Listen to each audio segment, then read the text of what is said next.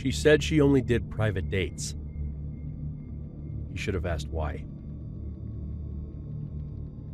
The first thing Daniel noticed about her was how comfortable she was deciding everything.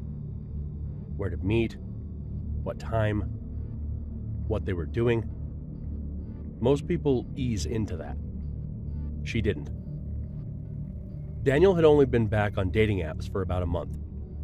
He'd gotten out of a long relationship not long before that, and like most people in that situation, he really wasn't looking for anything serious. Just a distraction. Something to take his mind off things. That's when he matched with her. Her name was Alyssa. Her profile was minimal. A few pictures, no real bio. But the pictures, they didn't match the effort. She looked like someone who would have dozens of better options, which is exactly what Daniel thought. At first, he assumed it was fake, but then she messaged him first. "You seem normal," she wrote. That was enough to keep him talking. The conversation moved quickly, too quickly. Within a day, they were texting. Within 3, she was calling him. And within a week, she wanted to meet. "I don't really do public places," she told him. "I like quieter settings." That should have raised a flag. But Daniel rationalized it. Some people don't like crowds. Some people prefer privacy. So instead of questioning it, he adapted to it. "Where do you want to go?" he asked. She sent him a location. It wasn't a restaurant, not a bar, not even a park. It was a house on the edge of town. No name attached, no business listing. Just an address. "That's where I stay sometimes," she said. "It's peaceful." Daniel hesitated, just for a second. But by then, he had already committed in his head. He told himself he'd just go and leave if it felt weird. That thought would come back to him later. Because by the time it felt weird, he was already inside. When Daniel arrived, the street was almost empty. No streetlights nearby, few houses, most of them dark. The one she sent him to had a porch light on. That was it. No cars in the driveway. That should have been the moment he left. But he didn't. He knocked. The door opened almost immediately. She was there, same as the pictures, smiling. "Hey," she said. Everything felt normal again. That's how it worked. Every time something felt off, she made it feel normal again.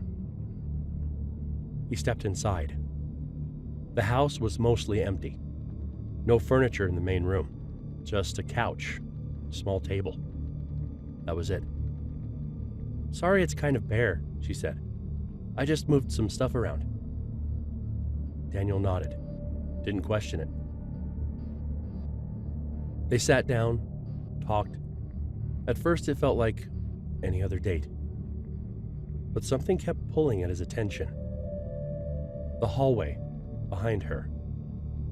It was dark, and every now and then he thought he heard something. Movement. Small. Like someone shifting their weight. He tried to ignore it, told himself it was the house settling. Old floors, air movement. But then she said something. "Relax," she told him. He hadn't said anything. That's when his stomach dropped. Because she wasn't responding to something he said. She was responding to something he was feeling. "I am," he said. She smiled again, but it felt different now. Less natural, more controlled. "Stay a little longer," she said. That's when he stood up. "I think I'm going to head out," he said. The shift was immediate. Her expression didn't change, but the energy did. The hallway behind her went quiet. too quiet. "You just got here," she said. "I know," he said. "I've just got an early morning." That's when it happened. A door opened from the hallway. Slow, controlled. Two men stepped out. Neither of them looked surprised. Neither of them said anything. They just stood there, watching. That's when Daniel realized he wasn't on a date. He was in a setup. "Who are they?" he asked. Alyssa didn't answer. She just looked at him and smiled. One of the men stepped forward. "Sit down," he said. Not loud, but not optional. Daniel didn't move. "I'm leaving," he said. The second man moved toward the door, blocked it.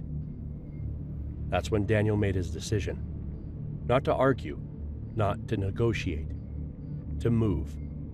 Fast. He grabbed the table beside him and shoved it forward. It caught one of them off guard. Just enough.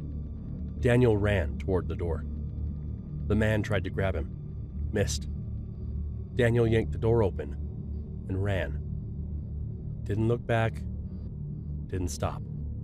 He heard footsteps behind him for a second. Then they stopped. He reached his car, got in, started it, drove fast. Didn't stop until he hit a main road. Lights, traffic, people, safety. He reported it later. Gave the address. Police checked it. Empty. No furniture, no people, no record of anyone living there. Like it had been used and cleared out. But the part that stayed with him wasn't the house. It wasn't the men. It wasn't even how close he came. It was how easily she made everything feel normal. Right up until it wasn't. Because if he had stayed even 5 minutes longer, if he had sat back down, he doesn't think he would have walked out of that house.